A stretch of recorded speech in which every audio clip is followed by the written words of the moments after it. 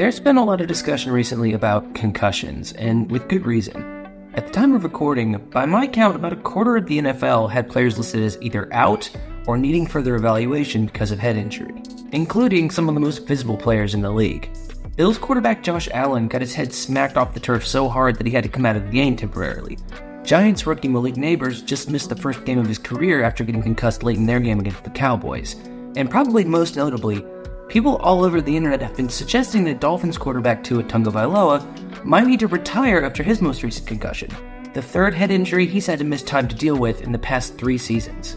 This is obviously not the first time that the NFL, or any other major sports league for that matter, has had some issues with concussions. And it probably won't be the last either, but seeing all of this happen did make me realize that it's probably time to address this whole issue more directly. I'll be honest with you, I've been deliberately avoiding talking about concussions on here until I absolutely had to. Because I'm fully aware that a lot of people out there think they're overblown, and really hate the way they've impacted the sports we watch. But my theory is that plenty of people on either side of that issue don't really understand what concussions are, so in this video, that's going to be my goal.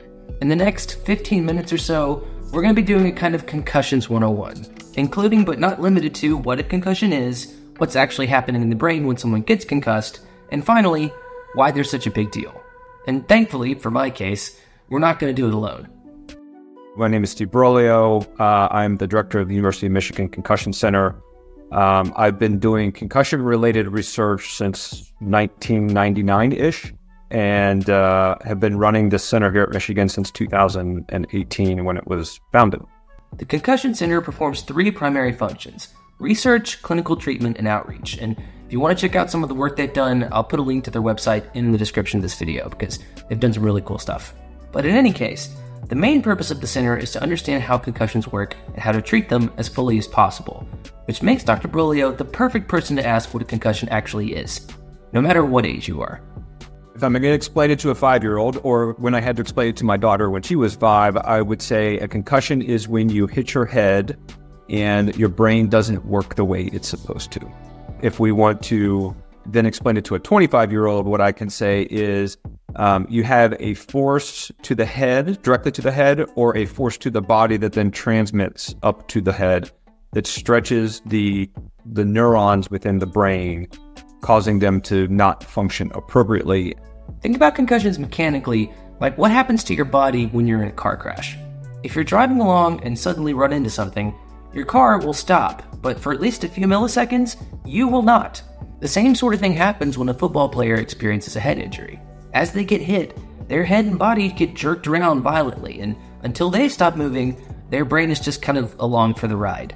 And that's not ideal, because while your skull and the layers of membranes beneath it, known as your meninges, do a pretty good job of keeping your brain safe generally, they are not built to withstand forces like these. The force required to cause a concussion can be anywhere from 80 Gs to over 100 Gs, or 100 times the force of gravity. For reference, that's about the same amount of force that would be generated if you crashed your car going 70 miles an hour.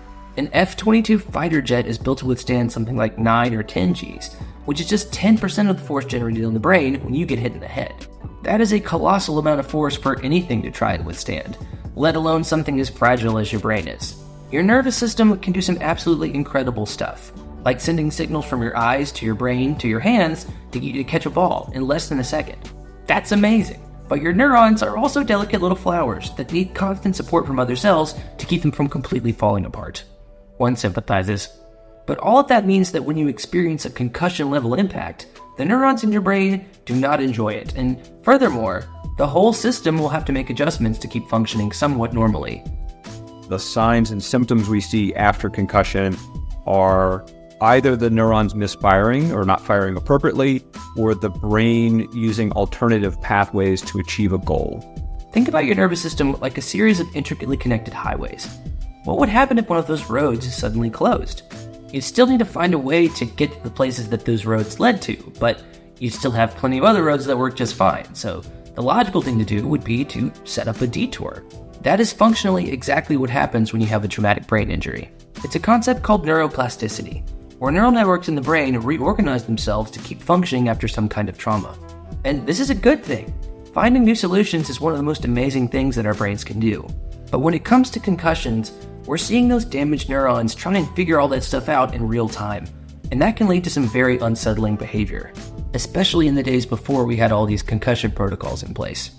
It was not uncommon, in the late 90s for people to be returned to play same day. And, or I can remember, like, somebody gets hit, they walk to the wrong sidelines because they're confused, and they just get turned around and put back into the huddle. In the Sport Concussion Assessment Test, or SCAT-6 because it's in its 6th edition, there are 22 symptoms of concussions for clinicians to be worried about. Most of those are pretty familiar, but all of it is happening because either the brain is still trying to use the damaged neural pathway that's in charge of something like remembering words or balance or regulating mood, or it's in the process of rerouting that pathway to somewhere else. In other words, it's trying to figure out what to do about that road closure, and for the moment, it's not going well. That's what creates the behavioral responses that we see when someone has been concussed, and what tests like the SCAT-6 are designed to identify. But while having a system like this is quite useful when it comes to developing a shared language about diagnosis, figuring out what's actually concussion-related and what isn't in the heat of the moment is not easy. The challenge for the clinician is a lot of the things that we know that are related to concussion aren't specific to just concussion. And so teasing out what is and isn't related sometimes it's very obvious, and then sometimes it is not obvious at all. We cannot image the injury. And what I mean by that is I can't take somebody that I think has a concussion and put them in an X-ray, in an MRI, in a CT, and see any sort of structural change in the brain because of the injury. So everything that's happening is happening at a kind of a microscopic, microcellular level. The concussion protocols in place in major sports leagues are effective, and they're a significant improvement over how these things were evaluated in the past, but it's not like testing someone for a torn ACL or a broken collarbone. These are subjective decisions that have to be made by the clinician in real time, often with a lot of pressure on them to decide a certain way, and not a lot of time to make that decision in. It's easy for us after the fact to look at a case like Josh Allen's and think, man, they really should not have let him go back in there, but on the field, those calls are much, much harder to make. When it's the fourth quarter and everyone's exhausted and being pushed to their physical and mental limits anyway, the lines between what is a concussion symptom and what isn't can be very hard to find. Where it gets tricky is symptoms are questionable, they're not really remembering everything that I would expect them to, but it's not horrible, and they've been running around on a field for 50 minutes of a 90-minute soccer game, and they're tired, but their balance is a little bit off. Now you have to make the call. And it's that kind of gray zone that's challenging for people. Dr. Broglio has been at the forefront of concussion research for more than 2 decades, during which time he's seen the conversation around them change almost completely. And that's not to say we just found out about concussions. Researchers like Dr. Bob Cantu have been banging the drum about head injuries in sports since the 1970s, and there were studies done on them way before that too. But the conversation around them really accelerated in the early to mid-2000s. And there's one moment in particular that Dr. Broglio remembers as a pretty key inflection point. The line I draw in the sand on when did it become a thing was January 18th, 2007. And I know that date very well because that was the day concussion was on the front page of the New York Times. That story was about the death of former NFL player Andre Waters, who took his own life in November 2006 and was subsequently diagnosed with one of the first cases of CTE, chronic traumatic encephalopathy, by Dr. Bennett Omalu. And just to try and get out ahead of this a little bit, I'm not going to talk a ton about CTE in this video, not because I don't think it's important, kind of the opposite actually, because it probably merits a video all on its own. But very simply, CTE is a neurodegenerative disease that's caused by a protein called tau, which usually helps hold the microtubules that make up the neuron together. But in a brain with CTE, that same protein starts a kind of domino effect that can destroy the cell's function or even the cell itself, and can even spread to the other cells around it. I'm going to stop explaining this before I say something completely incorrect, but hopefully from that you get the general idea. In this very famous case of CTE, Dr. Omalu described Waters' brain as resembling that of an 80-year-old Alzheimer's patient, which is pretty alarming when you consider that he was a 44-year-old man with no real history of psychological decline. Combine that with the research coming out about head injuries caused by explosives in the wars in Afghanistan and Iraq, and you've got the right kind of environment for a whole bunch of people to be suddenly very interested in research about concussions. Over the next decade, the number of studies and the amount of money devoted to head injury research spiked, to the point that the centers like the one in Michigan became necessary to process all of it. Because in addition to understanding the mechanics and physiology of concussion more generally, organizations like the NFL and NCAA wanted to see if there was anything they could do to prevent concussions in the future. They consulted with concussion researchers like Steve on rule changes like targeting or adjustments to kickoffs, or limiting the amount of time that teams could spend on the practice field, where, according to Steve and several other important studies, the majority of diagnosed concussions in football happen. People can get really frustrated by big rule changes, and I completely understand why, especially when their execution isn't always awesome. But major sports leagues also don't just do that kind of thing willy-nilly. One of the main takeaways I hope you get from this video is that concussions are still very much an evolving science, and all of those decisions are based on rigorous, up-to-date, peer-reviewed research. Which some of y'all think is nonsense anyway, but if that's where your head's at and you watch this video all the way up to this point, then I don't really know what else to tell you. One of the most obvious ways that leagues can try to prevent concussions is through helmet technology, which research has shown to be very effective. Helmets generally do a pretty great job of absorbing the impact from big hits, but no matter how good the technology is, there will always be limitations. When I talk to the engineers, they tell me, like, we will never have a concussion-proof helmet. It's just not possible because the head is attached to the body through the neck, and we can't stabilize the head, neck, body segments altogether. Helmets are amazing, football helmets in particular, are amazing at preventing what we would call a moderate and severe brain injury. And that's when we start seeing brain bleeds, skull fractures, things that you can see on MRIs and CTs and x-rays. They are very good at that. But because we're talking about the brain moving inside of the skull, we can't stabilize the brain. So it's just not going to be a thing we're ever going to totally eliminate. So much of the ambiguity around concussions, and believe me, there's still quite a lot of that, comes down to something that Dr. Broglio just said, which is because it's in the brain. You can't see concussions happening or even conceptualize them in the same way that you can other injuries. And because of that, to a lot of people, they just kind of seem like voodoo magic. Historically, that's where a lot of the skepticisms come from. The narrative around concussions was that they're all in your head, which in a certain very literal sense they are.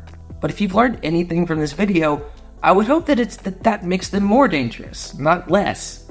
And major sports organizations have to figure out how to balance that danger with what makes their games appealing in the first place, which is an almost impossible job to do perfectly. The bottom line is sport is entertainment. And so the people that own the sport and make the policies for the sport are trying to make sure that it is an entertaining event for people to go to. Does that kind of thing make you uncomfortable as somebody who is like, his job it is to like research the science and understand what's actually happening? I don't know if I would say uncomfortable. I mean, I think what I could maybe frustrated at times. But, I think what I have tried to do is say, this is what we know. This is what we think based on what we know, because we don't know the answers to all questions.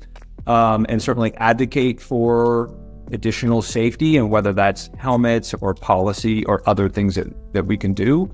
And I can voice my opinion, but ultimately I'm one person voicing one opinion. That may be true, but part of my responsibility as a creator with a platform is to keep circulating the good information, the good sources like Dr. Broglio, and hopefully expose people to a perspective that they might not have gotten otherwise. So to sum up, that's what I hope has been your experience here. Whether you've never given concussions a moment's thought or you're a professional neuroscientist, from the time you clicked on this video to now, I hope you learned something about concussions that you didn't know before. Because no matter what rule changes we make or how good helmet technology gets, as long as humans exist and move their bodies, people will get concussions. And with that in mind, the best thing we can do for that eventuality is to be prepared.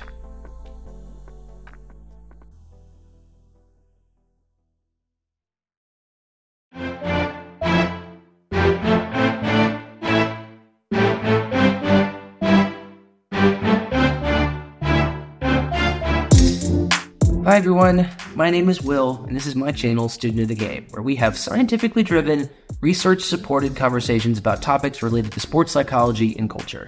I've had this on my list of videos to make for ever, but I knew I needed someone like Dr. Broglio to make it all make sense. So massive thank you to him and the Concussion Center at Michigan for being willing to be a part of it. If you enjoyed the video, you can let us know by giving it a like and subscribing to the channel for more stuff like it. or by leaving a comment about how much of the science stuff I still managed to get wrong. All opinions are welcome, but for now, that's everything I've got on concussions and all other things related to head injuries. I'm Will, and I'll be back soon with another video. See you guys then.